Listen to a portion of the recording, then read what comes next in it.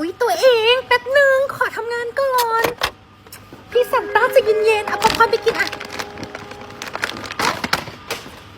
โลตัสสาขาบ้านสวนสวัสดีค่ะ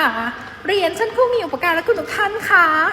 วันนี้โลตัสสาขาบ้านสวนขอบพระคุณทุกท่านที่ให้เกียรติมาใช้บริการของเราในวันนี้